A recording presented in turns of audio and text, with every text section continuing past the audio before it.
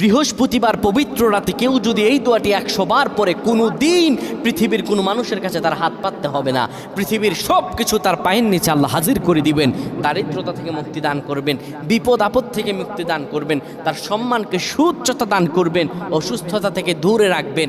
আল্লাহর অশেষ দয়া ও রহম তাকে দান করে দিবেন। সুবহানাল্লাহ। বৃহস্পতিবার রাত এটি গুরুত্বপূর্ণ রাত। এই রাত সপ্তাহে একদিন আসে। আরবিতে রাত আগে আসে, দিন পরে আসে। সুতরাং বৃহস্পতিবারের যে দিন গিয়ে রাত, এটি বৃহস্পতিবার রাত নয়, এটি শুক্রবারের রাত, এটি জুমাবারের রাত, এটি দোয়া কবুলের রাত, আল্লাহর কাছাকাছি হওয়ার রাত। সুবহানাল্লাহ। এই বৃহস্পতিবার রাত আল্লাহ তাআলা বান্দার দোয়া কবুল করেন।